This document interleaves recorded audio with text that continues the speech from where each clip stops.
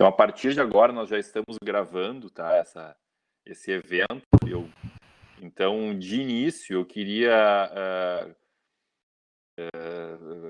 saudar e cumprimentar o nosso palestrante, o professor Bruno Bione, que dispensa, né? Dispensa até apresentações, já é uma pessoa muito conhecida no Brasil, é um colega que publicou, agora na segunda edição, o livro Proteção de Dados Pessoais, a Função e os Limites de Consentimento. Eu tive o privilégio de receber um exemplar dele, pelo qual agradeço agora publicamente. Então, o Bruno, o colega professor Bruno Bione, eu vou tratar mais aqui como Bruno, nós vamos tratar para o Bruno Fabiano, ou Menck, como quiser, Bruno, como a gente tem conversado. Tem tido uma contribuição realmente muito importante nessa área no Brasil, né? Eu já referi que antes da gente começar gravando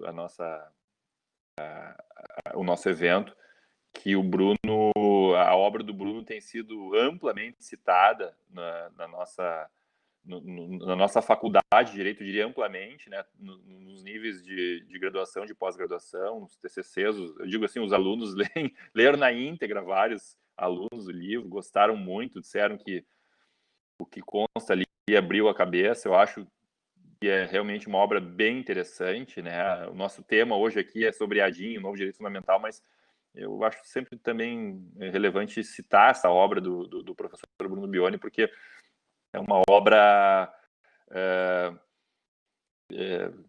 como a gente gosta, né?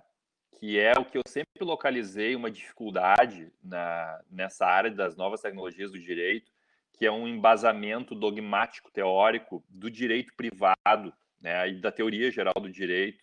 E esse me parece um livro bem forte nesse aspecto, né?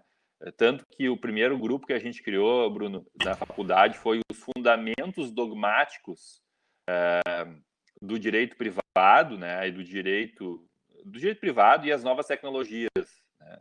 Porque eu sempre localizei essa dificuldade. Muitas vezes a gente quem trata das novas tecnologias, do direito de maneira geral, se emociona demais com as novas tecnologias e se esquece dos fundamentos jurídicos. Então, essa obra eu recomendo, a gente sempre falou nisso, porque é uma obra bem...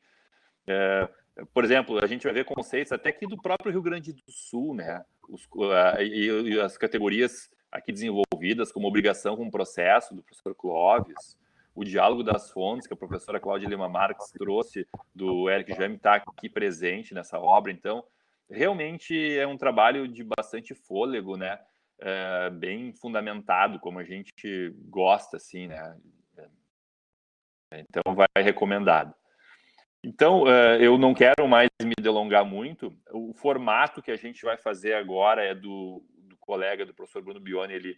Ele vai nos falar um pouco, né, Bruno? Até não sei se queres projetar alguma coisa, é só fala mesmo, pode ser? Como, não sei se... Pode ser só fala. Ótimo, é um bate-papo mesmo. E aí, isso que eu queria chamar a atenção, né, Bruno, e já até te elogiar, porque quando a gente conversou, dizer assim que é uma honra te ter aqui, né? Quando a gente conversou, eu te cumprimentei pela excelência da sustentação oral também, né, no Supremo Tribunal Federal, né? Então, o Bruno proferiu uma sustentação oral no âmbito das ADIMs, né, ADIM 6387, que questionaram justamente aquela medida provisória dos dados indo ao IBGE para fins de estatística. Então, o grupo, pelo menos, Bruno, eu queria até te dizer isso, porque nós temos, dos que estão aqui, vários integram o nosso grupo, né? Nem todos, mas vários integram, e a gente chegou a acompanhar todo o julgamento da DIN quase online. Eu mesmo, vou dizer assim que é difícil no meu dia a dia parar, mas eu parei para assistir aquele julgamento, 2 dias, né, ali, um pouco mais, talvez, e assim, e online a gente comentava e elogiou muito, todos elogiaram muito a tua sustentação, e ela realmente chamou atenção, e eu queria aqui, depois a gente vai discutir, mas assim, pelo aspecto dessa purificação dogmática, né, e a fundamentação que o Bruno fez, que eu achei muito interessante, desse novo direito fundamental. Ele colocou, o Supremo tem um momento histórico, uma oportunidade histórica para declarar isso, e o fez, né, ele aproveitou essa oportunidade. Então, é sobre isso que a gente quer te ouvir, sobre a sustentação, sobre, enfim, a tua ideia, né, sobre acerca da proteção de dados como um direito autônomo aqui. Isso é uma outra coisa que a gente comunga bastante no nosso grupo. Então, a palavra é tua. Podes seguir, depois nós vamos ter um espaço para as intervenções, né, perguntas, enfim. Tá, legal.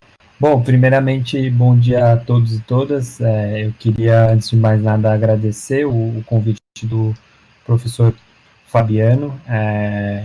É uma pessoa que eu venho lendo desde sempre, quando eu comecei a pesquisar sobre direito e sociedade da informação. Então, quando eu recebi o convite para falar com vocês da URGS, me senti muito honrado, porque, como o próprio professor colocou, essa doutrina gaúcha tem uma influência enorme, né, para todo o nosso campo, e principalmente nas investigações que eu tenho feito em âmbito de mestrado, doutorado, professor Clóvis Couto Silva, a professora Cláudia Lima Marques, Bruno Miragem, e toda a turma do direito privado. Então, antes de mais nada, eu queria pontuar isso, a felicidade de eu estar aqui hoje com vocês. E pensando em otimizar esse espaço super privilegiado que está acompanhado de pessoas muito bem capacitadas, pessoas de alto nível para a gente poder fazer mais uma troca de ideias. Eu vou procurar ser o mais breve na minha apresentação e focar especificamente nesse caso que a gente se referiu, que é a DI 6387, que foi julgada recentemente pelo Supremo Tribunal Federal, e o que a gente pode extrair desse julgamento. E aí eu vou usar aqui uns 30, até no máximo 40 minutos para a gente poder ir para perguntas e para troca de ideias, né? Bom, como o professor já me apresentou, eu sou advogado nessa área. Hoje eu estou no meu último ano de doutorado na Universidade de São Paulo em Direito Comercial, e a tese também é sobre produção de dados, assim como foi o mestrado que resultou no livro antes mencionado. Eu tive algumas passagens por alguns centros de pesquisas, como por exemplo no Canadá, e também no European Data Protection Board, Conselho da Europa, todos esses organismos vinculados também ao tema de produção de dados pessoais. E recentemente, há cerca de 2, 3 anos, eu cofundei o Data Privacy Brasil, que é uma iniciativa educacional sobre privacidade e proteção de dados, e mais recentemente a gente criou uma nova vertical, que é essa vertical de uma associação de pesquisa, que foi a qual foi justamente habilitada no âmbito da DI 6387 como amigo da corte, e foi daí a oportunidade que eu tive para fazer a sustentação oral. Então, contando um pouco do que foi esse pano de fundo e por que a gente resolveu requisitar a habilitação como amigo da corte, porque de fato era um julgamento que tinha tudo para ser histórico a partir do que a gente vinha vendo o Supremo deliberar e decidir sobre o tema de privacidade e proteção de dados pessoais. Porque se a gente faz uma linha histórica da jornada pela qual o Supremo veio decidindo essas questões, havia ali uma certa armadilha conceitual pela qual esse julgamento poderia ser ruim em termos de uma formação dogmática mais refinada sobre a distinção entre direito à privacidade, direito à proteção de dados pessoais, que eu já vou me aprofundar um pouquinho mais. Mas, citando aqui especificamente, né, dando meio que nome aos bois, da onde que vem essa preocupação e por que a gente decidiu fazer esse pedido de habilitação? Desde pelo menos ali nos anos de 2006, começou a ser formada uma jurisprudência no Supremo Tribunal Federal que olhava para o tipo de tutela que a Constituição dava para dados, muito numa lógica de que mereceria proteção aquele dado que, poderia ser caracterizado como algo que era do fluxo comunicacional, e aí eu estou falando especificamente do recurso extraordinário 418-416, relatado pelo ministro Sepúlveda Petens, e daí foi tirado da cartola, por assim dizer, um artigo do professor Técio Sampaio Ferraz Júnior da Universidade de São Paulo, que dizia, olha, o artigo 5º, 12 da Constituição, ele não tutela qualquer tipo de dado, ele só tutela aquele dado que pode ser considerado sigiloso, e para ele ser considerado sigiloso, ele tem que estar no meio de um processo comunicacional, ele tem que estar em trânsito, ele tem que estar em fluxo. É esse dado que o artigo 5º, 12 dá proteção. E é nesse caso que você precisa ter reserva de jurisdição, é nesse caso que você precisa ter uma autorização judicial. Então, ali já havia sido formada um tipo de interpretação que, de certa maneira, pontuava e rotulava qual era o tipo de dado que mereceria proteção pela Constituição. Nesse caso, inclusive era deixado de lado, de fora, dados que estavam armazenados, que não estavam em fluxo.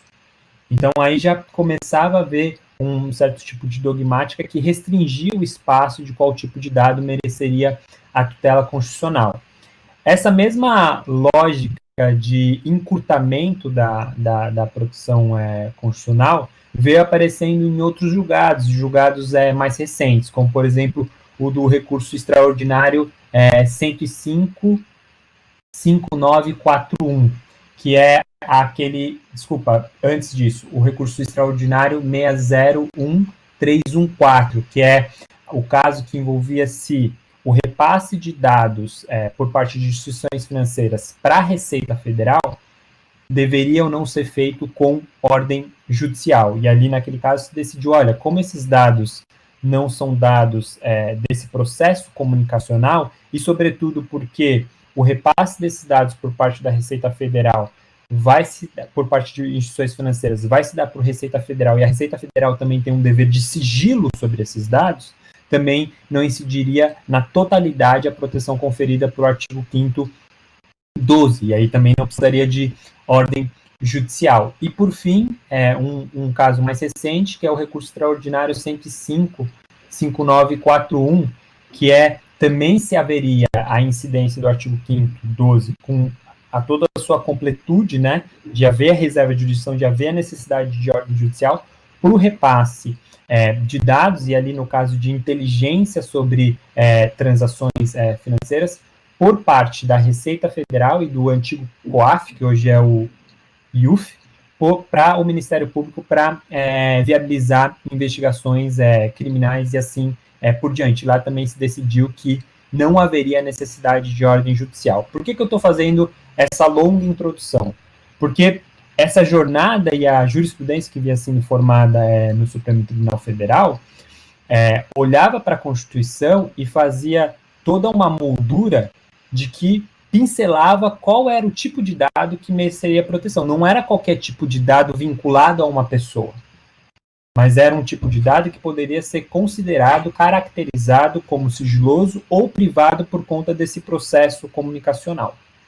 E foi daí a importância desse julgamento em específico do Supremo Tribunal Federal da ADI 6387, porque agora a gente consegue olhar pelos votos dos ministros que eles dão um outro tipo de proteção e, sobretudo, começam a construir um tipo de tutela constitucional que não olha mais só apenas para o artigo 5º, 12, mas também para o artigo 5º, 10, o artigo 5º, 54 e 5º, 69. Aí eu vou falar daqui a pouco qual que é essa moldura teórica por trás disso tudo.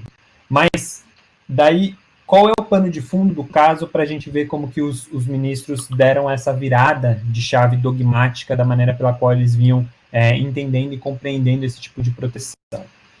Bom, o que estava em jogo era, com base, devido às impossibilidades por conta do isolamento social trazidas pela Covid, pela pandemia, o Instituto Brasileiro de Geografia e Estatística não poderia mais agora bater na porta de cada um dos cidadãos e conduzir pesquisas estatísticas presenciais. Então, para inviabilizar um apagão estatístico, se pensou que as empresas de telecomunicações poderiam repassar dados pessoais dos seus assinantes, como nome, endereço e número de telefone, para essa pesquisa ser viabilizada agora por telefone. Era isso que estava ali no pano de fundo dessa medida provisória.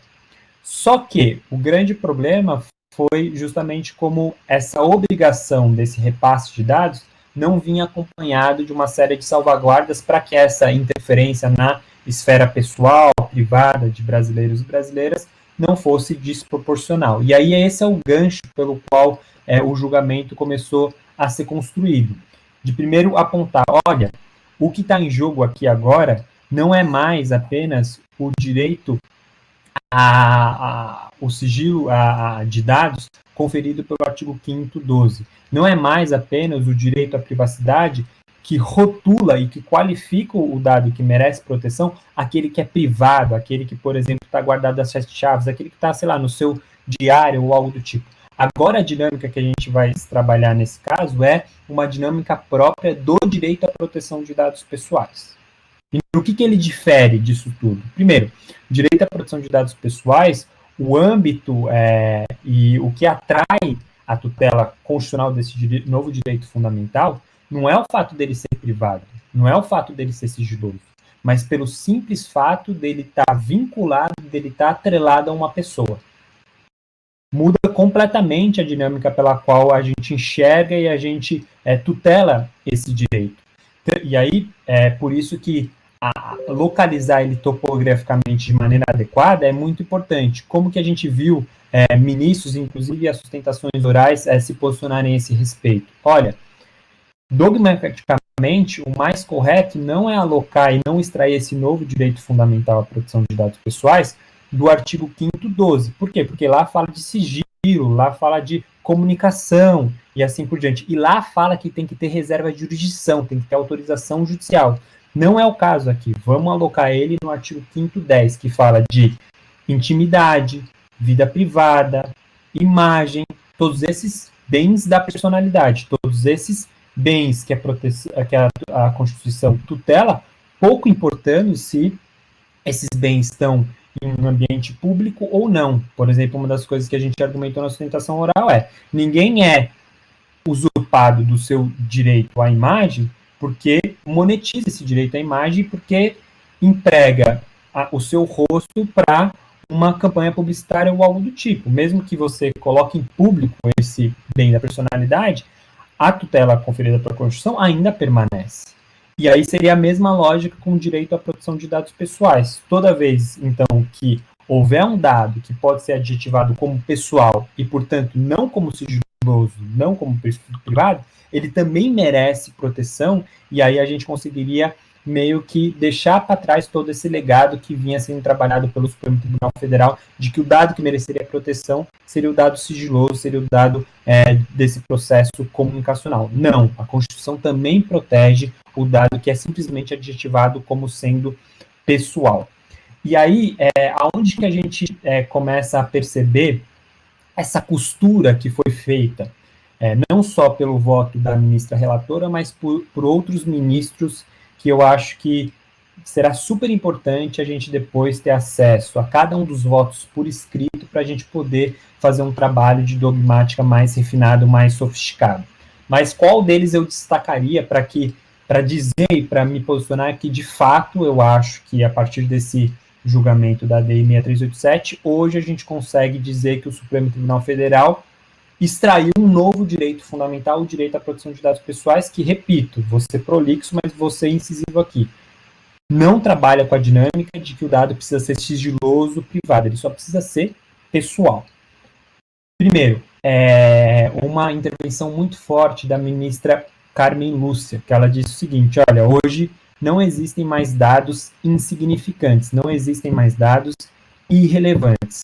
Todo dado que pode estar atrelado a uma pessoa, ele pode ser utilizado, ele pode ser combinado com outros dados, e isso depois pode se desdobrar em manipulação.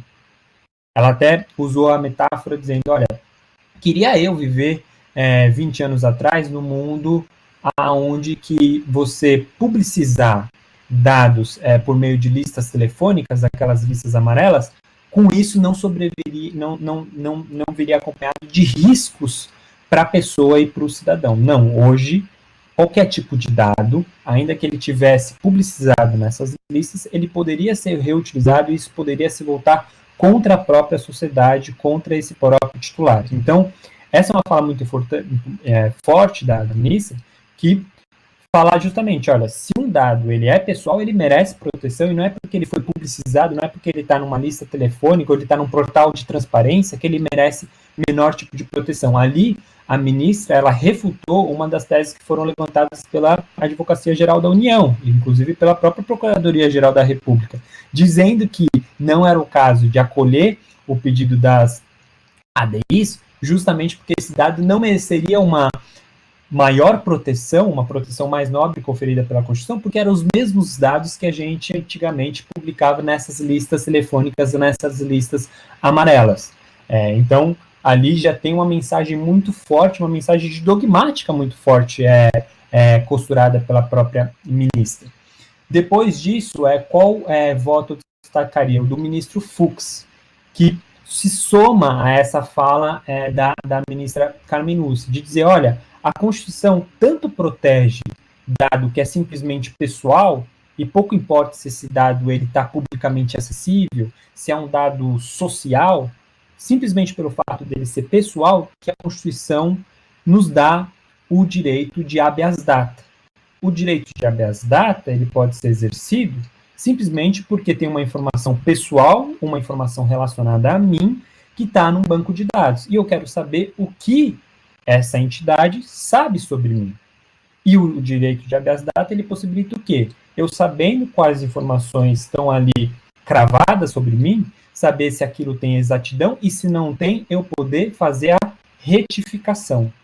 Ou seja, toda a lógica do direito à proteção de dados pessoais espanca, rompe com essa dicotomia de público e privado. Não se trata do dado ele ser privado, ele ser sigiloso. Se trata apenas simplesmente de ele estar vinculado a mim, dele se referir a uma determinada pessoa. É isso que é o gatilho para a proteção e para o direito de dados pessoais. Então, o ministro Fux, ele relembra dessa outra cláusula prevista no artigo 5º para reforçar essa amarração dogmática de que realmente a Constituição abre no seu texto constitucional esse tipo de tutela para o direito à proteção de dados pessoais. E aí, depois vem um voto, esse sim que já está disponível no conjuro do ministro Gilmar Mendes, que é um voto sensacional, costura desde doutrina germânica até doutrina norte-americana, e ele vai dizer o seguinte, olha, realmente a gente está falando de um novo direito fundamental, um direito que, como eu disse anteriormente, trabalha numa outra dinâmica que é diferente do direito à privacidade, que é diferente da integridade do nosso processo comunicacional, que é o direito fundamental à proteção de dados pessoais. Ele relembra aquela célebre decisão da Corte Constitucional Federal Alemã de 83, que por coincidência também envolvia quais eram os limites das pesquisas estatísticas e se utilizando de dados pessoais, e ele diz, olha, o que está reconhecido ali? Está reconhecido que esse é um dado que merece proteção, que esse é um dado que está ligado à nossa esfera pessoal, que está ligado à nossa esfera privada em sentido lato, e se é, portanto, uma interferência, essa interferência tem que ser proporcional.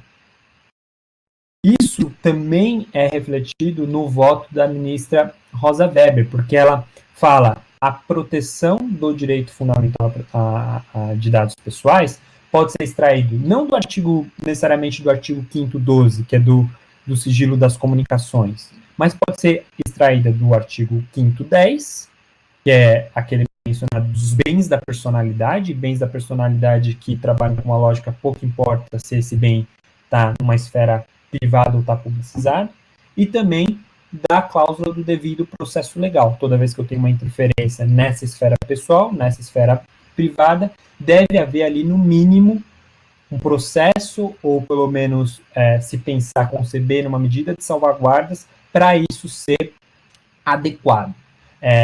O ministro Alexandre de Moraes também trabalha com essa lógica do devido processo legal para servir de pano de fundo para o direito fundamental à proteção de dados pessoais. No seguinte modo, olha, e aí isso foi inclusive algo destacado pela ministra Rosa Weber, já tem vários casos onde que a gente percebe que o risco para as liberdades das pessoas não está mais associado a um dado ele ser sigiloso, um dado ele ser confidencial, simplesmente pelo fato dele estar vinculado àquela pessoa e aquela pessoa poder ser manipulada a partir disso. Qual o exemplo que ela deu? O caso da Cambridge Analytica, né, onde que a gente verificou que os dados ali que foram força motriz para gerar inteligência em termos de posicionamento político e assim por diante, quais foram? Saber o nome daquela pessoa e quem eram os amigos em torno dela, quem fazia aquela ideia de rede social, daquela teia social. Ela traz isso no julgado dela para dizer. Então, toda vez que eu vou ter uma interferência, um uso de dados pessoais, isso tem que vir acompanhado das devidas salvaguardas e, portanto, proteção de dados pessoais também está enraizada na lógica do devido processo legal. E aí, por fim, qual o outro voto que eu destacaria? O voto do Barroso. O voto do Barroso é muito interessante porque ele começa dizendo, olha, dá dor no coração eu votar e declarar a inconstitucionalidade dessa medida provisória, porque cada vez mais a gente precisa de políticas públicas baseadas em evidências, baseadas em dados. Só que tudo isso precisa ser melhor procedimentalizado. Essa interferência na esfera pessoal das pessoas precisa vir acompanhada das medidas de salvaguardas, das precauções necessárias para isso, porque senão eu vou ter um risco muito elevado e isso pode desaguar em determinadas catástrofes.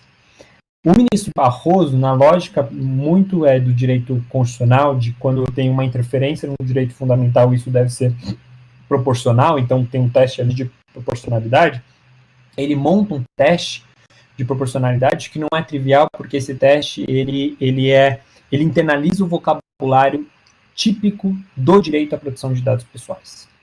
Ele vai dizer, olha, toda vez então que eu tiver uma atividade de tratamento de dados pessoais, como é o caso do IBGE, a finalidade tem que estar muito bem especificada. Então, qual que era a grande tensão ali no caso do IBGE? O texto duro da medida provisória, os textos do artigo de lei, dizia que era para fins de pesquisas estatísticas, de maneira ampla e geral. Só que na exposição de motivos dizia que era para uma pesquisa estatística em específico, que era qual? A PNAD, a pesquisa estatística por amostra de domicílios. Ora, se então a pesquisa, essa em específico, demanda uma amostra de domicílios, por que então as empresas de telecomunicações teriam que repassar a totalidade das suas bases de dados? E aí ele complementa. Então, toda vez que houver uma atividade de tratamento de dados pessoais, essa finalidade tem que estar muito bem especificada, tem que estar muito bem delineada, porque isso vai me dizer qual é a quantidade mínima necessária, menos intrusiva, menos arriscada, para eu poder operacionalizar essa minha atividade de tratamento de dados pessoais, que foi justamente esse o caso. Ainda que eu tenha que ter um repasse das informações pelas empresas de telecomunicações para viabilizar a PNAD, não teria que ser a totalidade, poderia ser uma quantidade muito menor. Quem que poderia delimitar isso? Um terceiro confiável, por parte do próprio IBGE, que iria passar para eles quais eram as bases metodológicas da PNAD e requisitar essas informações para as empresas de telecomunicações. Eu não preciso saber a totalidade de milhões de assinantes do estado do Rio Grande do Sul ou mesmo do estado de São Paulo, mas uma parte que seja uma amostra significativa, relevante para eu conduzir essa pesquisa estatística. E, por fim, o ministro Barroso ainda fala de tudo isso vir acompanhado de medidas de segurança da informação. Então, para evitar acessos não autorizados por parte de terceiros. Resumo da ópera ao a gente procurar sintetizar qual é o ganho histórico com essa decisão do Supremo Tribunal Federal, me parece que é sim possível extrair um direito fundamental à proteção de dados pessoais, e me parece que sim é possível fazer isso da maneira dogmática mais acertada, mais refinada e mais precisa. A equação do novo direito fundamental à proteção de dados pessoais, repito, não teria nada a ver com o artigo 5º 12, porque ali fala de sigilo, fala da integridade do processo comunicacional, dados que seriam confidenciais, que é, por exemplo, o que vai ser julgado hoje no Supremo Tribunal Federal, que fala de criptografia. Não tem a ver com isso, tem a ver com o artigo 5º 10, que fala de bens da personalidade, tem a ver com o artigo 5º relacionado ao habeas data, que protege os dados e que procedimentaliza uma tutela, pouco importando se esse dado é confidencial ou não, basta ele ser um dado pessoal, e tem a ver com a cláusula do devido processo legal, na medida em que sempre que há uma interferência em um direito fundamental, uma interferência na esfera pessoal, isso tem que vir acompanhado das devidas salvaguardas, sob pena disso ser desproporcional. Então, a equação do direito fundamental à proteção de dados pessoais seriam desses três dispositivos do artigo 5º, o 10, o 54 e o 69. Parece que aí é o pano de fundo pelo qual a gente pode dizer que sim, a gente tem um novo direito fundamental à proteção de dados pessoais no Brasil. E aí, para concluir, utilizando aqui os meus últimos minutinhos, o que eu acho que a gente colhe de frutos? Além desse belíssimo quadro teórico que foi formado pelos votos dos ministros, que, repito, a gente vai ter que ler depois com calma quando eles forem publicizados, tem possivelmente uma virada muito prática de como que a corte vai se posicionar em outros casos, porque, como eu disse, a corte agora se posiciona dizendo o que merece proteção é um dado que é simplesmente adjetivado como pessoal. Pouco importa se ele é sigiloso ou confidencial. Aonde que isso vai se desdobrar? Em casos que, por exemplo, estão com relatoria do ministro Barroso, aonde que se discute se o Instituto Anísio Teixeira deveria e poderia repassar dados pessoais que ele tem de estudantes brasileiros e brasileiras pro TCU saber quem manda o filho ou não para a escola para saber se pode ou não receber Bolsa Família. Olha a perspectiva prática desse julgamento. Isso vai voltar a ser decidido pelo Supremo. E 2, eu acho que a mensagem jurídico-política que é passada pelo Supremo Tribunal Federal é um placar muito expressivo, é 10-1, é goleada. E, sobretudo, pelas falas do ministro dizendo, quando eu falo em tratamento de dados pessoais, quando eu falo em uso de dados pessoais, isso não é contra governo, isso não é para paralisar o uso desse importante ativo econômico, ativo de gestão pública. Proteção de dados pessoais tem a ver em como melhor procedimentalizar essas ações.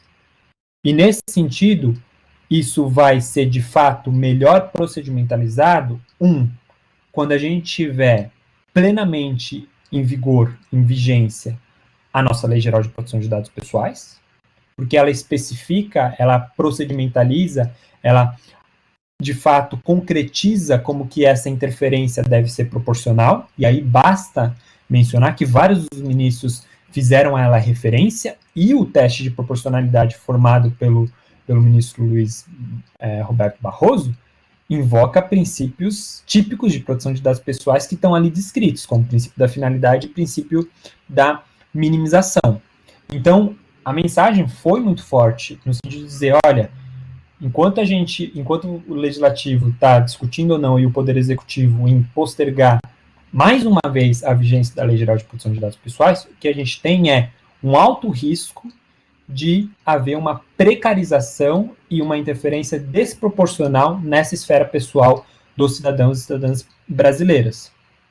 A gente viu ontem, querendo ou não, isso pode ter influenciado a própria votação que aconteceu ontem no Senado. Basta perceber que, desde do projeto ali que foi gestado no próprio Senado, jogava a vigência da Lei Geral de Proteção de Dados Pessoais, na sua grande totalidade, pelo menos para janeiro. Isso voltou atrás. Agora, seria, a princípio, por prazo antes previsto agosto, sendo postergada apenas as sanções. Então, já teve ali, eu acho, um substrato, um fruto prático colhido desse julgamento, essa mensagem jurídico-política que foi passado por essa votação. A segunda, que também eu enxergo em alguns dos votos, é dizer que uma interferência proporcional sobre essa esfera pessoal, sobre o uso de dados pessoais, ela é calibrada não só pela existência de um arranjo legal, como no caso a plena vigência da Lei Geral de Proteção de Dados Pessoais, mas também por um arranjo institucional que faça a fiscalização, a proteção, o enforcement das regras do jogo. E aí a ministra Rosa Weber foi incisiva disso. Quem que está faltando? A Autoridade Nacional de Proteção de Dados Pessoais, cujos dispositivos estão vigentes desde 2018, e ainda o Executivo Federal não se movimentou para tanto. E aí, por fim, eu acho que isso também abre uma eventual discussão para a gente pensar qual deve ser o futuro desenho da Autoridade Nacional de Proteção de Dados Pessoais. Porque se a gente está falando que essa interferência tem que ser proporcional, isso é calibrado pelo grau de independência dessa entidade, dessa autoridade, e a gente sabe que o modelo hoje previsto não é o ideal, porque ela não é uma autarquia, né? Ela ainda seria um órgão da administração pública direta. Isso tem prejuízo com termos até mesmo de autonomia financeira e assim por diante. Então, eu acho que o julgamento ele é histórico por esses dois motivos, porque ele é uma virada na mentalidade dogmática do Supremo de qual tipo de dado merece proteção, e agora a gente rompe no sentido de que não são apenas dados sigilosos, não são apenas dados do nosso processo comunicacional, mas também são dados pessoais, simplesmente por eles serem adjetivados como pessoais. Um novo direito fundamental extraído ali da conjugação de todos esses princípios. E dois, esse aspecto prático que vai calibrar agora novos julgamentos e, sobretudo, o novo horizonte da discussão que a gente vai fazer sobre a vigência da Lei Geral de Proteção de Dados Pessoais e a construção da nossa Autoridade Nacional de Proteção de Dados Pessoais. Acho que era isso, professor. Acho que está mudo o seu... O velho esquecimento de ativar o microfone. Muito boa a exposição, realmente agradeço, né, pela aula mesmo, assim, a da própria DIN, porque que nos deu também um roteiro, né, até para quem não pôde assistir o julgamento, que é realmente muito difícil, né, de quem não está envolvido realmente ali no dia a dia. Eu já até anotei aqui os votos destacados para depois o pessoal, se não tiver até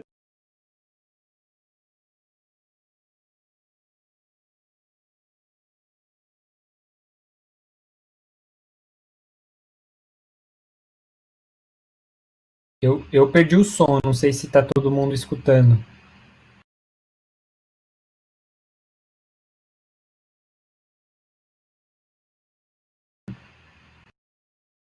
Acho que outras pessoas também não estão ouvindo o seu som, professor.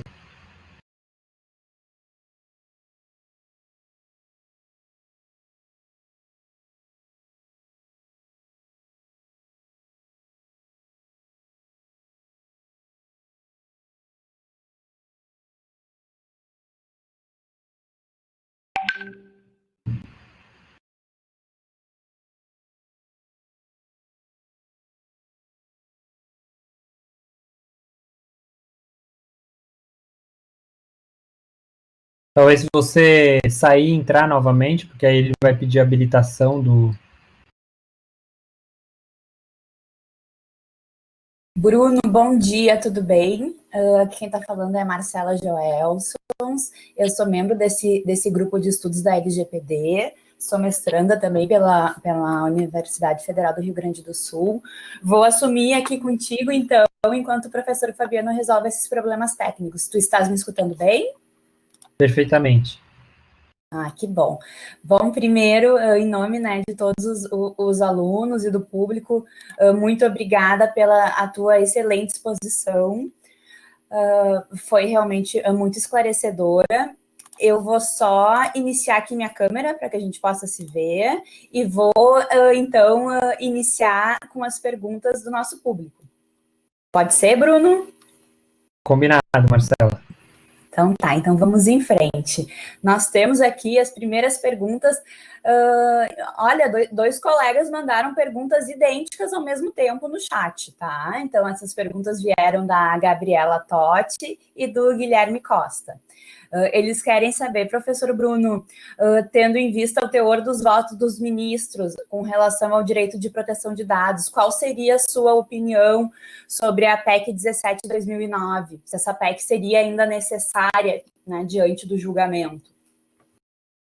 Sim, ela é necessária, primeiro porque a extração do direito fundamental à proteção de dados pessoais foi feita por um precedente, né, e a gente sabe que precedentes ou a posição de uma determinada corte pode mudar, então você ter a previsão expressa de um direito fundamental à proteção de dados pessoais na Constituição é bem-vinda por isso, pela previsão explícita, expressa, e segundo porque no substitutivo final apresentado na comissão especial da Câmara dos Deputados de relatoria do deputado Orlando Silva, houve a previsão de não só passar a ter um dispositivo específico para falar de proteção de dados pessoais como um novo direito fundamental, mas também a observação de que é necessária haver uma autoridade independente e, eu acho que nos dispositivos transitórios ou algo do tipo, é especificado que essa independência no direito administrativo brasileiro significa ela ser constituída em termos de autarquia. Então, a relevância dessa PEC é gigantesca. Eu diria que hoje é o principal debate no legislativo em termos de direitos fundamentais, eu poderia dizer, até de maneira um pouco mais ampla, sem dúvida, com relação à proteção de dados pessoais. Estão me ouvindo agora ou não? Agora sim, professor. Então perfeitamente. Continua aí, Marcela. Essa questão da PEC, né, é importante constar lá na Constituição, né? Sim, não sim. Achas isso? Porque até uma questão bem interessante de se falar da própria declaração do direito fundamental, do reconhecimento do direito fundamental, né? Quando a gente fala no direito alemão, que a similitude, que foi até destacada aqui, a similitude desse julgamento com a decisão do censo de 1983, porque lá não existe, no direito alemão também, um direito fundamental à proteção de dados dentro da Constituição, mas eles derivaram dos artigos iniciais lá que tratam da dignidade da pessoa humana, né, e da própria liberdade. E no nosso sistema agora aqui, se derivou do artigo 5º, inciso 10, e eu acho muito precisa essa tripartição que foi feita dogmática na sustentação oral e hoje, né, incluindo também aí o habeas data e o devido processo legal. Eu queria chamar a atenção disso, que eu achei um ponto bem criativo, Bruno, na fala, que é o devido processo legal, porque a proteção de dados é muito procedimental, né? Porque no final das contas, nessa disciplina aqui, nós vamos perguntar, e essa frase é a decisão do censo de 83, quem, em qual situação, para qual finalidade, aqui refletindo poderoso, como chama o Doneda lá, princípio da finalidade, para qual finalidade vai poder tratar os dados pessoais. Eu acho muito equilibrada a tua visão de que, na verdade, nós não temos mais escolha. O próprio conceito de dado pessoal, quando ele se diz nas leis, mundo afora, né, que ele é relacionado à pessoa, está claro também que não é da pessoa. Então, em certos momentos, ela própria tem que se submeter, se o outro tiver, né, uma base legal para tratar, como a gente aborda aqui, ela tem que se submeter ao tratamento. Não é isso? Mas esse aspecto da procedimentalização do devido processo legal, porque o devido processo legal, pelo que eu entendi na sua linha, né, e da sustentação do amicus curiae, é justamente a procedimentalização que a LGPD vai nos trazer, delimitando as regras aplicáveis ali para o tratamento, porque a proteção de dados é muito procedimental mesmo. Nós discutimos isso até semana passada no nosso grupo. Sim. Dá até para fazer um paralelo com o que aconteceu no caso de interceptação telefônica, né? Falou assim, olha, realmente é uma interferência num direito fundamental. Eles até falam, tem que ter ordem judicial, mas antes de tudo tem que se firmar as balizas jurídicas para acontecer essa interferência. E aí isso se desdobrou justamente numa lei ordinária que dizia quais eram os procedimentos a respeito disso. Então acho que dá para fazer esse link. Quando a gente pensou em fazer o Amicus Curiae, a gente também estava muito preocupado qual que seria o arsenal, por assim dizer, jurídico dogmático que a gente poderia apresentar para os ministros e, de certa maneira, não só alocar isso no 10 ou mesmo no 12 ou mesmo só no habeas data, mas alguma coisa que conversasse com perfis de outros ministros mais garantistas e assim por diante. E aí a gente achou que, de fato, a cláusula do devido processo legal poderia passar essa mensagem. No meu doutorado, por exemplo, eu estou fazendo uma pesquisa, o primeiro capítulo histórica, olhando quais são as origens, né, sobre proteção de dados pessoais, e aí eu voltei lá nas Fair Information Practice Principles, não da OCDE, mas do Departamento de Estado do Bem-Estar Social americano, que tem todos os relatórios lá a respeito disso. E eu tive a grande surpresa de pegar um autor que muitas vezes não é tão conhecido, mas ele é muito relevante no nosso campo, que é o professor Arthur Miller. Esse professor é de direito processual. E ele fala nas discussões da criação, né, desse relatório que é a semente das Fair Information Practice Principles, que ele diz, olha, proteção de dados pessoais não tem muito a ver com direito à privacidade, mas tem muito a ver com devido processo legal, porque é eu saber como que essa interferência deve ser feita, sobre quais circunstâncias, sobre quais condições, e aí esse é um pensamento de um típico jurista que tem devido processo legal no seu dia a dia, né? Porque ele é da área de processo. Então, eu acho que, de fato, é um ganho dogmático muito grande essa decisão do Supremo, e isso está ainda mais claro no voto do Gilmar Mendes, que ele traz uma outra jurista norte-americana, a professora Julia Cohen, que ela cunha o termo, isso também com outros juristas, devido processo informacional. A informação, como ela deve ser processada, e isso deve ser acompanhado das devidas salvaguardas, das devidas precauções. Eu acho que isso foi muito bem pego, né?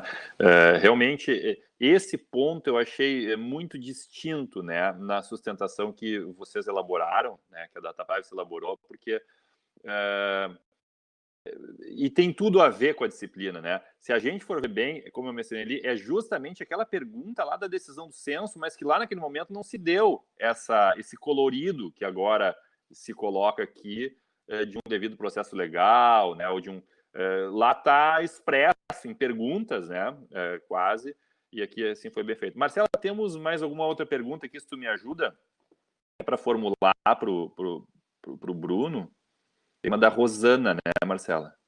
Sim, professora. A Rosana, pelo visto, uma pergunta mais voltada assim, para um viés mais prático, realmente. Né? Ela quer saber se o Bruno teria conhecimento, se seria possível, deixa eu dar uma olhada aqui, medir a temperatura do trabalhador por parte da empresa. Sim.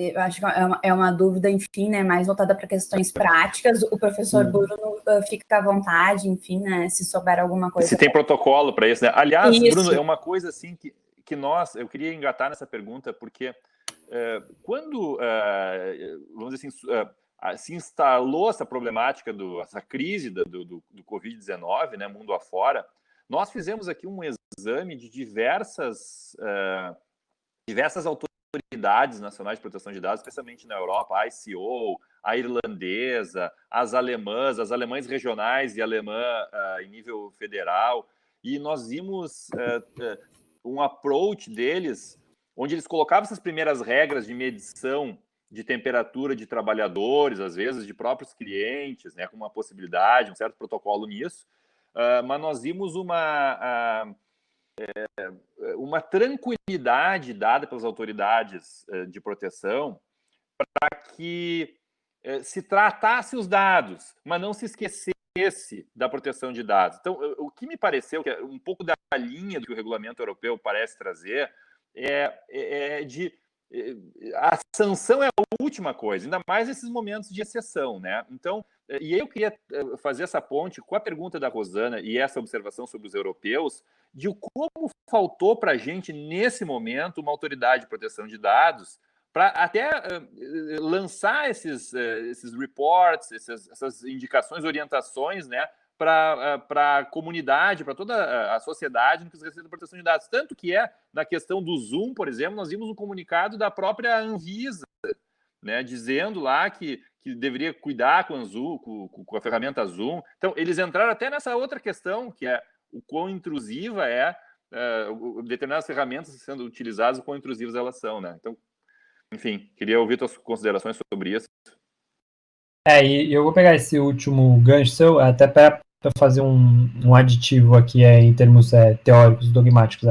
Percebe a diferença abissal que é proteção de dados pessoais do direito à privacidade. O direito à privacidade é aquela ideia de retração da informação, de liberdade negativa. A proteção de dados pessoais não, é de circulação da informação, de uma liberdade positiva. Então, digamos assim que a presunção é sempre de tratamento, de circulação das informações, desde que isso venha acompanhado dos devidos procedimentos. Para quem tiver interesse, antes mesmo desse julgamento do Supremo, a gente lançou um relatório chamado Privacidade e Pandemia, que a gente analisa justamente quais são os principais princípios, sendo que um pouco prolixo nisso, que norteariam essas práticas relacionadas ao tratamento de dados pessoais no contexto e para o combate ao Covid. Então, fica aí a referência.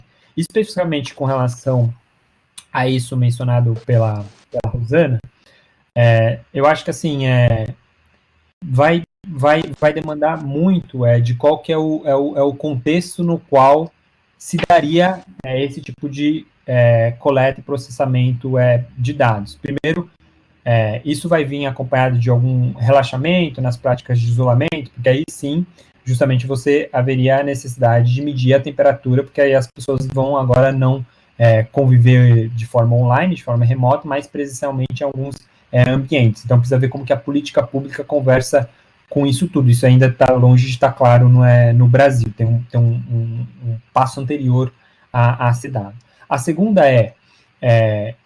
existe realmente só essa maneira de possibilitar que as pessoas possam transitar e conviver no mesmo espaço, seja ele de trabalho, mesmo nas universidades, havendo necessariamente a coleta da temperatura corporal dessas pessoas?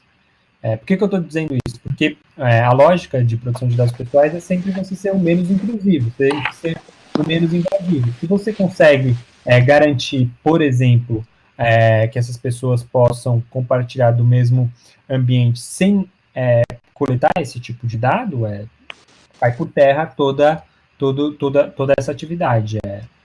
Sei lá, vamos dizer que daqui a um tempo haja evidência empírica, dados das autoridades sanitárias dizendo, olha, realmente, se com o uso de máscara o nível ele é baixíssimo de contaminação, tendo ali uma determinada distância, se o ambiente permite tudo isso ser acomodado, talvez seria desnecessário você coletar a temperatura corporal daquelas pessoas. Então, é sempre contextual, depende muito da onde que isso vai se dar. E aí é por conta disso que não dá para cravar no abstrato de que sim, está liberado ou é permitido a coleta de temperatura corporal das pessoas para fins delas conviverem num ambiente de trabalho. Não, depende do contexto onde que aquilo vai se dar. Uhum. Perfeito. Essa questão, Bruno, que você mencionou ali, a dogmática, dogmática, né, da distinção entre privacidade e proteção de dados, que é algo que a gente, no nosso grupo, né, na nossa disciplina no PPGD de proteção de dados, na pós-graduação da URGS, no mestrado e doutorado, a gente já discutiu bastante. Eu acho bem relevante essa discussão. A própria categorização que você também faz no livro da proteção de dados como um direito da personalidade, né? Então, em diversos momentos, e eu particularmente sou muito simpático nessa ideia da categorização da proteção de dados como direito da personalidade, porque é uma categoria que vai nos colocar um conceito de que eles são direitos inerentes à pessoa humana. A gente não pode imaginar a pessoa humana sem proteção de dados, né? Porque ela é uma dimensão, e você coloca também muito bem no livro, da liberdade dela própria, no final das contas, né? É isso, quando se as pessoas têm né, uma visão global dos nossos dados e a gente não sabe, ou mesmo sabendo, elas acabam tomando a nossa liberdade, né? E a gente vê isso no consumo, etc.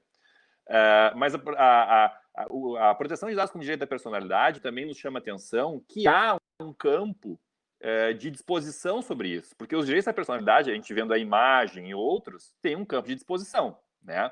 Então, eu queria que você abordasse também essa categoria que também está no livro, né, dos direitos da personalidade. Como é que você encara isso nesse enquadramento dogmático? Depois nós temos uma outra pergunta lá que o direito constitucional e o direito civil encaram, que é a relação entre os direitos da personalidade e fundamentais, né? O Ingo Salles, por exemplo, diz os direitos da personalidade são direitos fundamentais, mas nem todos os direitos fundamentais são direitos da personalidade. Enfim, mas queria te ouvir sobre essa questão, né, da categoria dos direitos da personalidade em relação à proteção de dados. Exato. Existe, em algumas situações, esse certo paralelismo, né, entre direitos fundamentais e direitos da personalidade, só que, de fato, nem sempre haverá. Principalmente quando a gente olha para alguns teóricos que vão dizer que aquele rol de direitos fundamentais, ele é taxativo. Daí a importância do julgamento de dizer que não é possível a gente fazer atualização do texto constitucional encontrando novos direitos fundamentais que ali não estão explícitos. Isso, eu acho que essa ideia de você extrair novos direitos, ela é, digamos assim, mais simples, eu acho, de ser feita dogmaticamente no campo do direito civil, porque desde do projeto de códigos civis que antecederam o de 2002, como é, por exemplo, o projeto do Orlando Gomes, já vinha nessa dinâmica de que, olha, eu tenho que sim prever direitos da personalidade e eu acho que é quase como se fosse consenso de que o rol ali não é taxativo.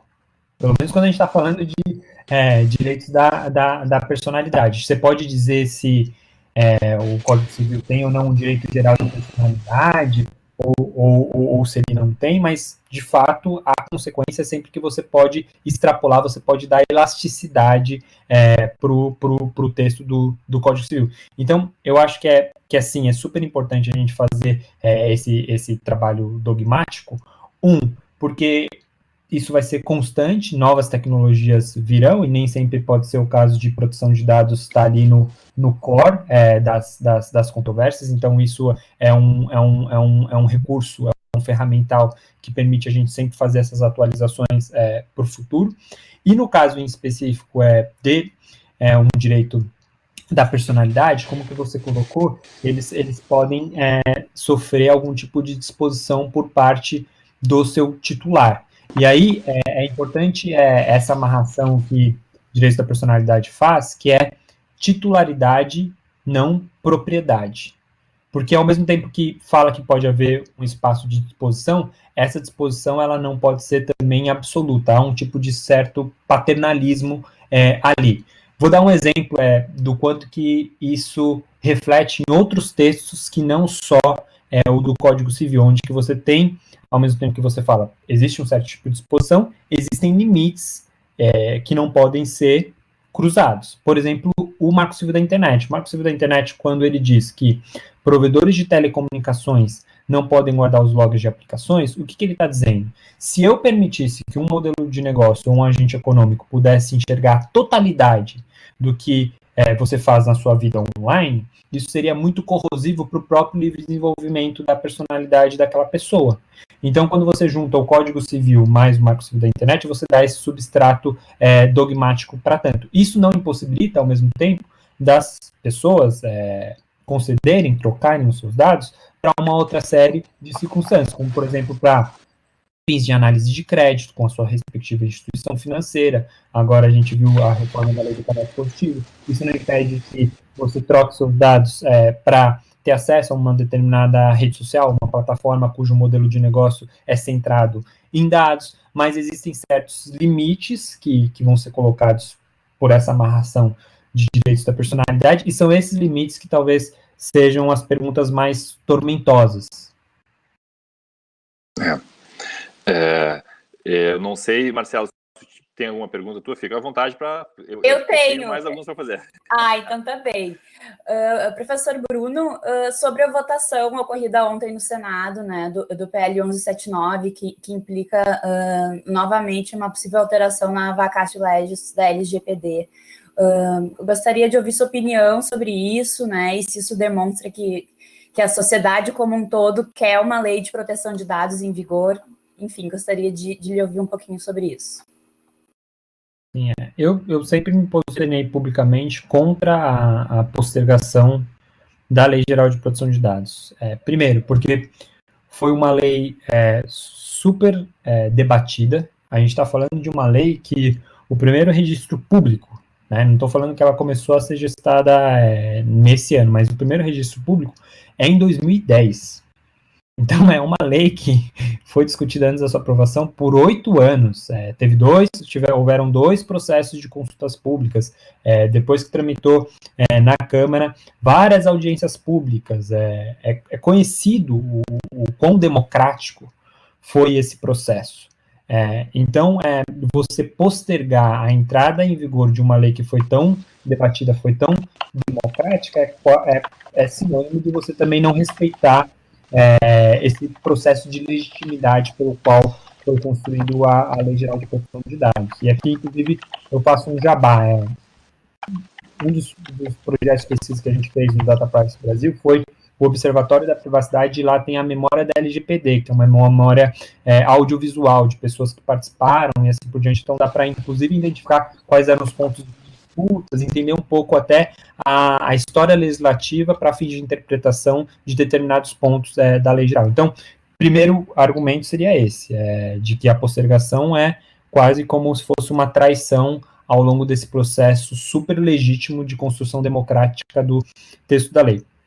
O segundo aspecto, e aí eu começo a conversar e fazer um exercício de retórica com principalmente aquelas pessoas que olham para a LGPD do ponto de vista de custo regulatório, ou de que isso poderia se desdobrar para perdas econômicas, eu acho que não. De novo, se proteção de dados pessoais é uma lógica eminentemente procedimental, ela favorece aqueles atores que querem trabalhar com dados seguindo os procedimentos ali previstos. Os bons atores tendem a não ser penalizados, pelo contrário, eles tendem a encontrar maior segurança jurídica para fazer o que eles fazem. Então, também sobre o argumento econômico, eu acho isso falho. É lógico que o grande entrave em termos de insegurança jurídica é justamente a gente não ter uma autoridade que uniformizará esse processo de aplicação e interpretação. Mas eu acho que o saldo ainda é mais positivo do que não ter uma lei geral. Vou dar aqui um exemplo categórico. Hoje, a gente pega as leis setoriais de proteção de dados pessoais, como o Código de Defesa do Consumidor, Marco Civil da Internet, à exceção do cadastro positivo, na grande maioria delas, qual é a base legal, aquilo que legitima, aquilo que procedimentaliza uma atividade de tratamento de dados pessoais. Consentimento. E um consentimento, para quem é regulado pelo Marco Civil da Internet, super rígido, porque é um consentimento que tem que ser informado, livre e não inequívoco, mas expresso. A entrada em vigor da Lei Geral de Proteção de Dados traz muito mais ganhos para esses agentes econômicos, porque, você pode trabalhar com a ideia de que o consentimento pode ser inequívoco em determinadas situações, não expresso, mas principalmente porque você vai ter outras 9 opções para legitimar, para procedimentalizar suas atividades de tratamento de dados pessoais. Dentre elas, legítimo interesse, que a gente sabe que é uma das bases legais mais flexíveis para tanto. Então, eu acho que sim, eu acho que de certa maneira, um processo pelo qual o legislativo passa um recado que reflete uma boa parte da posição da sociedade civil brasileira de que sim a necessidade dessa lei entrar em vigor o quanto antes, e eu acho que um debate a ser feito, principalmente junto ao Poder Executivo e esses agentes econômicos que trabalham contra isso, é falar que a gente tem mais ganhos econômicos do que perdas econômicas. Cito aqui mais um exemplo, questões de fluxo transfronteiriço internacional. Se a gente quer ter agendas econômicas de integração com a União Europeia, ou mesmo com países latino-americanos que têm as suas respectivas leis gerais de proteção de dados pessoais, a gente precisa ter uma lei em plena vigência. E aí eu aponto uma coisa que é muitíssimo importante do julgamento do STF, porque a gente sabe que, via de regra, você só pode fazer transferência internacional se um país ele é considerado de nível adequado, né, e vice-versa, é bilateral, a não ser que você consiga encontrar esses mecanismos contratuais, como, por exemplo, códigos de boas condutas, cláusulas contratuais padrão, mas, via de regra, tem que ter ali, de certa maneira, uma ação estatal para um outro estado te reconhecer como de nível adequado, e aí você ter uma avenida aberta, né. Quando a gente olha para, principalmente, a União Europeia, como que é feita essa análise? Não é feita só com base na similitude ou na similaridade das leis de proteção de dados pessoais desses respectivos países. Não só com base se existe uma autoridade independente, mas se as cortes, se o judiciário confirma a proteção legal e administrativa de proteção de dados pessoais. Então, a decisão da STF é importantíssima, porque é a Corte Suprema do país dizendo que existe sim um direito à proteção de dados pessoais e que isso encontra guarida no Poder Judiciário. Esse é um dos elementos mais importantes que faz parte de uma lente de análise para reconhecer um outro país como de nível de adequação. Então, olha a importância do julgado do Supremo Tribunal Federal num horizonte próximo. É bem interessante mesmo. E agora, é interessante essa questão também da tradição, né, Bruno? Esses dias a gente estava dando uma estudada na Convenção 108, que, aliás, objeto também da sua obra, né? Que, a rigor, é o documento de proteção de dados em âmbito europeu mais abrangente, com o maior número de países, até que o próprio regulamento europeu, né? E não só no continente europeu, mas também fora dele. Que é algo que às vezes fica oculto, mas incrivelmente nós temos adesão do Uruguai e da Argentina e de países africanos, correto? Então, é incrível como o Brasil adormeceu tanto tempo com a proteção de dados e agora parece acordar. Então, realmente é bastante importante essa sinalização que deu o Supremo e também a sinalização e essa possível, eu não vou dizer nem antecipação da vigência. Agora a gente já pensa até que antecipação da vigência da LGPD, mas a vigência dela de agosto, né, desse ano vem a ocorrer. Queria te ouvir um pouco sobre essa questão dos nossos países vizinhos também. E eu achei muito interessante a tua observação do teste que se faz para o fluxo transfronteiriço, que é da eficácia efetiva, né, de eventual quadro legal, né, de se as cortes realmente o reconhecem. Eu acho que esse primeiro ponto que você mencionou, Men, que é muito importante, principalmente porque às vezes as pessoas confundem, né, Conselho da Europa, então os tratados internacionais só valem para quem é da Europa. Só que não, como você bem explicitou, existem determinadas convenções que elas são abertas para quem não faz parte do Conselho da Europa, como, por exemplo, esse é o caso da Convenção Internacional de Proteção de Dados Pessoais, onde tem países fora do Conselho, como é o caso de países sul-americanos, Argentina, Uruguai, latino-americanos, como é o caso do México, ou até mesmo africanos que aderem a essa convenção. Foi a primeira coisa que eu aprendi quando eu fui pesquisador visitante lá, foi essa diferença entre Conselho da Europa, União Europeia, e que algumas convenções são abertas para globalmente, né? Globalmente, como é o caso da Convenção Internacional. E aí, uma das questões que se faz justamente para um país que eventualmente queira aderir à convenção é saber se a lei que ele tem, de fato, ela se materializa na prática. Quando eu estava como pesquisador visitante, por coincidência, quem estava no processo para aderir à convenção era Cabo Verde.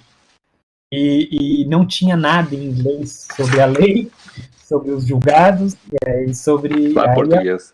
E aí ficou com o brasileiro que falava português lá, não tinha nenhum outro português também de Portugal no grupo lá do nosso departamento.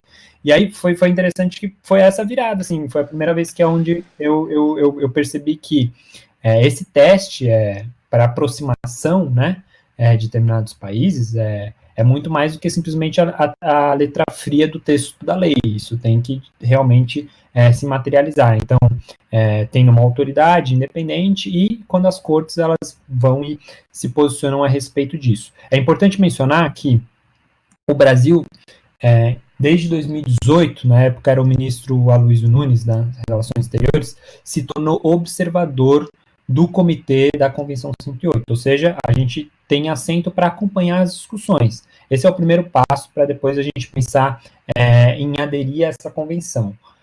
Só que não tem a mínima chance da gente poder aderir à convenção se a gente não tiver uma autoridade que de fato seja independente. Talvez aí do tripé principal para isso acontecer, 2 deles parecem bem encaminhados, que é uma lei boa, equilibrada, mas que precisa entrar em vigência, e o Poder Judiciário se posicionando sobre o tema. Agora, a gente precisa ter uma autoridade de fato constituída e que seja independente. Por que isso é importante para o Brasil?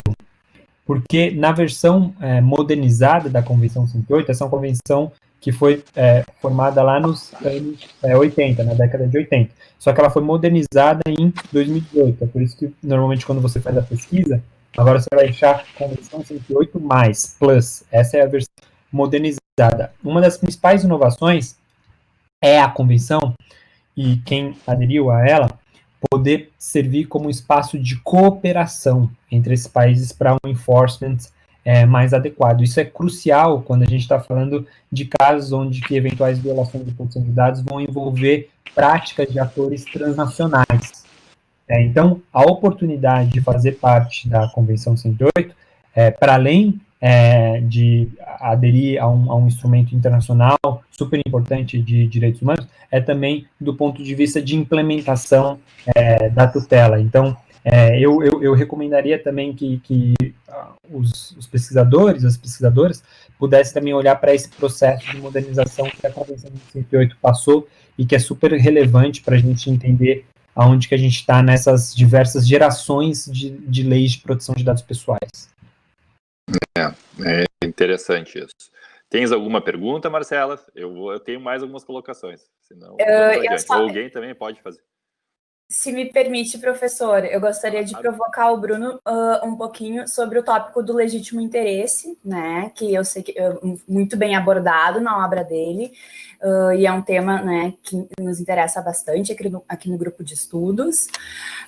Então, assim, aproveitando esse cenário que temos, né, vamos imaginar uma possível entrada em vigor aí milagrosa da LGPD em agosto desse ano, né, Bruno?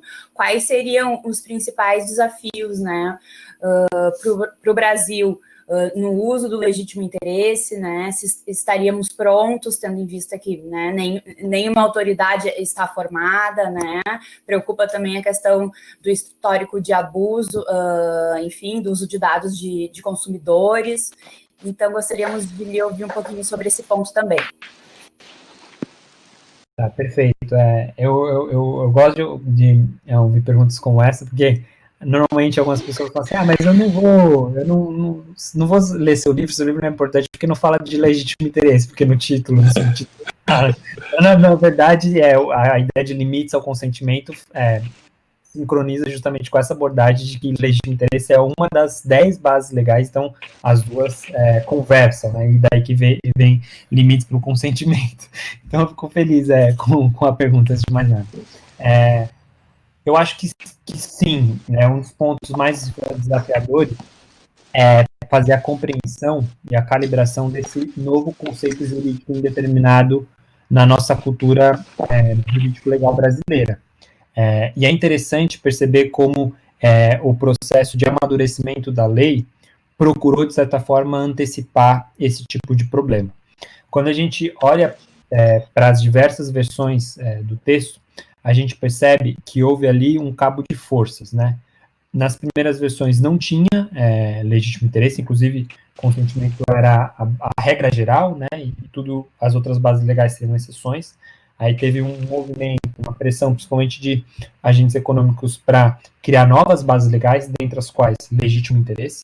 E aí é aquela versão já da segunda consulta pública, onde que consentimento é inciso, não está mais na cabeça do artigo, todo mundo no mesmo pé de igualdade.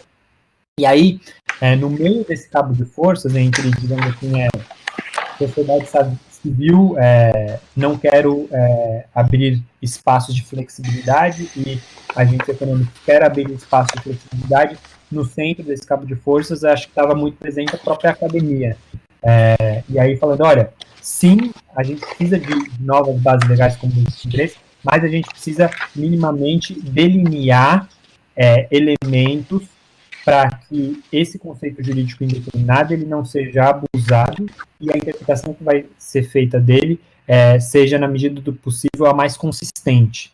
Então, quando a gente vê as últimas versões do legítimo interesse, e especificamente do artigo 10, que especifica, né, que traz elementos de análise, se percebe que ali tem quase como se fosse um teste de proporcionalidade, né? Falando, olha, legítimo interesse tem que ser contrastado com legítimas expectativas, a finalidade tem que ser legítima, eu tenho que reforçar a ideia do princípio da necessidade, eu tenho que ser transparente para, se a pessoa não concorda, ela possa fazer o opt-out, e assim por diante. Então, ali já tem um pouco o caminho das pedras. Mas eu acho que o que está mais em aberto, que é o que eu gostaria de ver a autoridade se posicionar, é como que a gente vai reduzir a assimetria de informação na aplicação dessa base legal. Por que eu digo isso?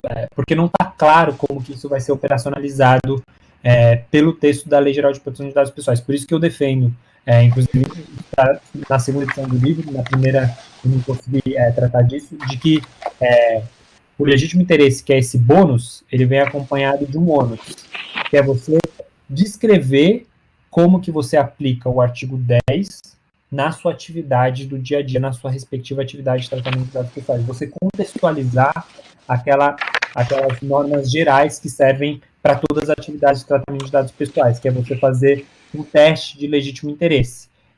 Da onde que eu acho que isso é extraível da Lei Geral de Proteção de Dados? Porque, a nossa lei não simplesmente enunciou legítimo interesse enquanto base legal, ela especificou como isso se deve dar na prática.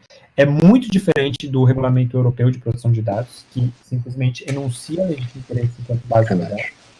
E 2, a nossa lei, ela reforçou o dever de registro das atividades de tratamento de dados pessoais quando se dá com base em apoio em legítimo interesse. No artigo 37, ela vai falar assim, especialmente quando se der com base em legítimo interesse. Então, juntando o 7 mais o 10 e o 37, eu acho que o grande desafio é a gente saber se existe essa obrigação de um registro especial de quando eu vou aplicar legítimo interesse enquanto base legal, e se sim, isso tende a ser benéfico para a gente ter uma discussão pública de como que essa base legal ela é usada, utilizada por quem quer dar laço para as atividades de tratamento de dados pessoais.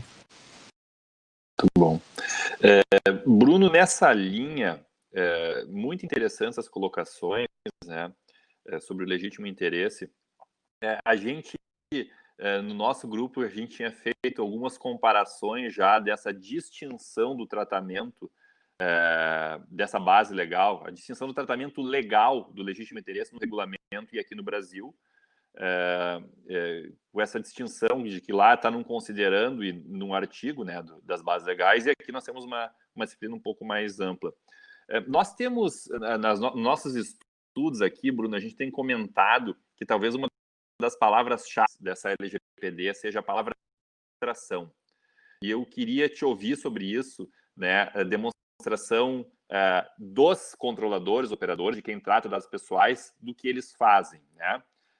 E isso a gente parte um pouco até do princípio da responsabilidade de contas, porque ela começa com isso. Ela começa, né, o inciso 10 do artigo 6º, demonstração pelo agente da adoção de medidas eficazes. Então, eu queria te ouvir um pouco sobre isso, né, que acaba impactando na prática de tudo isso que tem que se fazer, que é uma preparação, né, e colocar um pouco no papel, entre aspas, papel, mas os procedimentos adotados, né, com relatórios, etc. Você concorda com essa palavra demonstração da lei, nessa ideia da accountability, né, da accountability? Sim, essa é a pesquisa a pergunta de pesquisa do meu doutorado. Estou tentando entender dogmaticamente o que significa o princípio da accountability. Eu acho que, assim, primeira coisa que eu apontaria é que, na medida em que leis de proteção de dados pessoais e a dinâmica normativa que sobressai delas delega muita coisa, não para o titular, não para o agente estatal, mas para os agentes econômicos, para os agentes de tratamento de dados pessoais, a maneira de contrabalancear essa confiança é que haja demonstração desse voto de confiança que foi atribuído. Então, tem uma lógica pela qual o princípio da accountability começa a ganhar cada vez mais protagonismo nas últimas gerações de produção de dados pessoais. E isso tem uma virtude, mas também tem uma vicissitude. A primeira, o aspecto negativo, aquilo que seria o cavalo de Troia dessa palavrinha mágica, é esses agentes começarem a entender que isso deve ser documentado e que essa obrigação de meio, ela seria satisfeita, ela seria adimplida se eu tivesse uma papelada. Então, se eu vou lá e tenho um programa de governança documentado, se eu tenho um teste de legítimo interesse documentado, se eu tenho uma política de privacidade, assim por diante. Não é esse o ganho que se espera com o princípio da accountability, não é você ter uma papelada artificial pela qual não haja, de certa maneira, a internalização dessas preocupações com relação às normas de proteção de dados pessoais. Não. Acho que o princípio da accountability, o que ele visa trazer de ganho, é sobretudo que as decisões que prioritariamente são tomadas por esses agentes de tratamentos, agentes econômicos, elas se tornem cada vez mais públicas, para que você reduza a simetria de informação e aí você consiga ter, de fato, uma fiscalização mais realista de tudo isso. Vou ser um pouco mais incisivo aqui. O que eu acho que é importante desse princípio? É a gente trabalhar com a ideia de uma regulação ex ante, né? Então, eu não vou documentar e eu não vou procedimentalizar os meus processos para quando, eventualmente, se eu vou sofrer uma fiscalização, eu ter quase como se fosse uma moeda de troca para falar, olha, pega mais leve com relação a isso. Não, o principal objetivo da ideia de demonstração é que esse processo de documentação coloque outros agentes desse ecossistema nesse circuito decisório para que essas decisões elas sejam questionadas, elas sejam eventualmente melhoradas, ajustadas antes dessas violações acontecerem. Porque se a gente entender que demonstração é simplesmente essa documentação e papelada, produção de dados pessoais vai ser muito uma regulação ex post, né, no sentido de eu só olhar para depois que a violação, que o dano acontece, ao invés de eu olhar para a lógica de uma regulação ex ante, que é mais preventiva, mais precaucionária de danos, e que, sobretudo, que esse voto de confiança atribuído a esses agentes econômicos, a esses agentes de tratamento de dados pessoais, ele possa ser questionado antes desses danos se concretizarem. Exemplo prático, da onde que isso está acontecendo, o ICO. O ICO, ele colocou já há bastante tempo que uma das prioridades seria justamente olhar para o setor de publicidade comportamental. Como que ele agiu? Ele agiu o seguinte, olha, vocês tiveram 2 anos para se adequar à GDPR. Ok, vocês disseram que se adequaram, fizeram código de boas condutas, boas práticas e assim por diante. Eu estou vendo o seu esforço de demonstração. Mas eu já consigo identificar que talvez ele não seja o suficiente. Ele começa a trazer o quê? Esse pessoal para a mesa dele e fala, olha, tudo que vocês dizem que fazem precisa primeiro ser público. Por exemplo, se vocês fazem relatórios de impacto da produção de dados pessoais, cadê esse relatório para a comunidade debater? Se vocês estão criando regras de boas práticas, transformem isso em um código de boa conduta para que isso seja não simplesmente voluntário, mas cobrável por mim, agente regulador, e pelos titulares de dados pessoais. Então, acho que esse é um exemplo bastante concreto de como que o princípio da accountability, ele é denso em termos normativos, para que decisões que são tomadas em sentido amplo de tratamento de dados pessoais, essa procedimentalização, ela possa ser objeto de controle social e não apenas de controle individual. Não estou falando aqui de consentimento. Estou falando aqui de demonstração dessas ações para que haja um debate público a respeito disso. E, enfim, eu ainda estou no meio da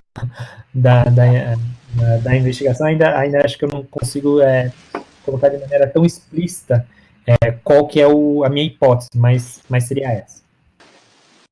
Muito bom. A gente já está chegando no meio de que a gente encerra, tá? Eu tenho uma última pergunta que lida aqui com esse assunto, pelo menos parte da transparência, que a Gisele, nossa colega, está escrito aqui, como o professor Bruno enxerga a questão do cadastro positivo aberto de forma automática, sem consentimento do titular e sem informações claras de quais dados são usados na análise. Aqui ela diz falta de transparência. Tá? Conseguisse aqui compreender aqui, Bruno, o que ela... eu estou lendo aqui, tem no chat, né? Isso, está no chat a pergunta dela também. Então, a questão de... perfeito. Então, tendo o mais conciso possível, esse foi um acordo político que aconteceu durante a tramitação da Lei Geral de Proteção de Dados, na medida em que a lei ela iria trazer outras bases legais para legitimar uma atividade de tratamento de dados, que não apenas o consentimento, isso abriria espaço para utilizar dados para fins de análise de crédito sem eu necessariamente ter a autorização do respectivo titular. E aí, se criou na nossa LGPD uma jabuticaba, que não existe em nenhum outro lugar do mundo, que é a base legal de proteção ao crédito. Então, quando você combina essa base legal com essa alteração da lei do cadastro positivo, não tem discussão. Em termos normativos, são essas as regras do jogo. A gente pode até não concordar, mas é isso que está valendo. Então, a minha consideração aqui vai ser no seguinte sentido, como então a gente consegue garantir uma tutela adequada para os consumidores titulares desses dados, em vista de que hoje, principalmente para fins de análise de crédito, eu não precisaria mais desse tipo de autorização do consentimento. Eu acho que o segredo está nos princípios, né? Isso significa que não é porque não há autorização do titular que ele está desprotegido. A proteção substantiva de proteção de dados pessoais vem dos princípios. Por exemplo, nesse caso, dialogando com o precedente do STJ de autoria de relatoria do Sanseverino, ele traz algumas passagens muito interessantes lá, dizendo, olha, tudo bem, você vai fazer análise de crédito, mas tem que ser o mínimo necessário, tem que ser menos intrusivo. Ele até brinca no voto dele que você não pode utilizar informação do seu time do coração para fazer a de crédito, né? E isso traz uma repercussão muito grande, quando a gente está vendo agora novos entrantes nesse mercado, fintechs, que justamente trazem novas inteligências a partir de outras fontes de informações, que não é apenas simplesmente a negativação e nem apenas o adimplemento daquelas contas dos empréstimos ou do crédito que você toma. Tem players que podem utilizar informações como, por exemplo, de redes sociais, entre outras coisas, e aí que eu acho que está a grande controvérsia desse nicho em específico. A grande controvérsia é o princípio da minimização da necessidade. É aí que a gente vai dobrar ou para uma boa proteção dos consumidores ou para o enfraquecimento dessa proteção. E é por isso que eu sempre ressalvo, não é porque tem lá na LGPD essa base legal específica para proteção ao crédito que você teve essa alteração na lei do cadastro positivo, que o resultado é necessariamente menor proteção. Não, a gente não pode esquecer jamais dos princípios. E aí eu acho que esse é o grande teste. A gente vai ver como que eles vão ser aplicados e se deles a gente vai conseguir extrair uma proteção substantiva disso. Perfeito. Excelente, Bruno. Então, vamos encerrar, né, Marcela? A Simone só está perguntando qual o precedente do STJ. É o precedente que julgou o cadastro positivo, né? O caso citado pelo professor Bruno aqui, de relatoria do ministro Paulo de Tarso Vieira Sanseverino, que teve até audiências públicas lá em Brasília, né? Foram extensos debates sobre o assunto. Acho que o Bruno Mirage fez sustentação oral. Isso, o Bruno fez sustentação oral. Eu não tenho exatamente agora o número do precedente, mas é um precedente que a gente, talvez se alguém localizar rapidamente aqui, possa ajudar a Simone, não sei se o Fabrício ou o Rafael podem ajudar aqui no precedente, que é bastante conhecido, né? Então, Bruno, nós vamos encerrar no nosso tempo, tá? Gostaríamos de te agradecer pela...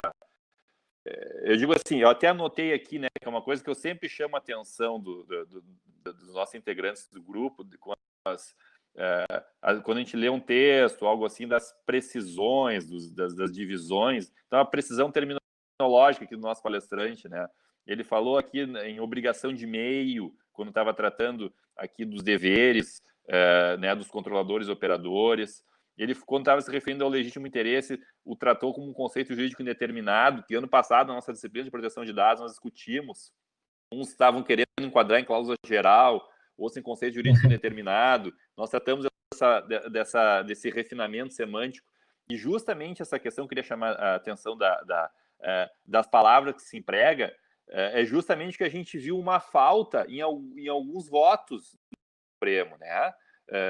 Justamente essa abordagem mais antiga do sigilo, né, daquela privacidade mais antiga, e quando alguém está falando de proteção de dados, em qualquer área, né, quando a gente começa a falar, desenvolve um raciocínio, a gente às vezes indica se está bem familiarizado com aquela área ou não.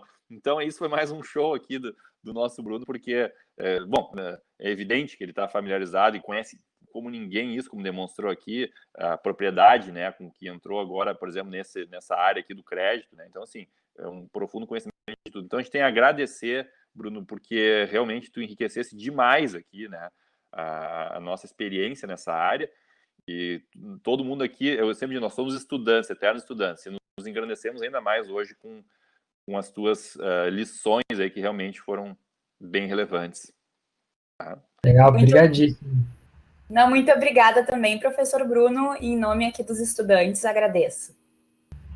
Legal, eu queria, enfim, só reforçar o agradecimento pelo convite e pelas generosíssimas palavras, professor Menck, e ressaltar aqui que eu sou leitor seu, então, quando chegou o convite, eu não pensei duas vezes e assim, eu ressalto aqui a minha admiração pela Escola Gaúcha de Direito Privado, então, assim, acho que dos últimos convites, assim, sem demérito dos que eu recebi, assim, nos últimos anos, esse foi um que, assim, brilhou meus olhos quando eu recebi, então, espero que a gente continue esse diálogo para além desse episódio aqui, desse webinário? Sem dúvida. E eu já conversamos antes, né? Quando acabar essa pandemia aí, é certa o nosso encontro aqui no Rio Grande do Sul. Isso é uma certeza, né? Agora, a nossa única pergunta, como é de todos nós nesse momento, é quando vai acontecer. Tá bom? Exato. Legal, gente. Tchau, então, obrigado. Tudo de bom. Tchau. A gravação depois vai ser disponibilizada, os mesmos links que nós divulgamos. Vão passar para o Bruno divulgar no Data Privacy, no Instagram do Data Privacy. Nós podemos depois acessar pelo quem não pôde assistir aqui. Tá bom? Legal. Ou quer Bacana. rever. Um abraço. Um abraço. Valeu. Tchau, tchau. Um abraço. Tchau.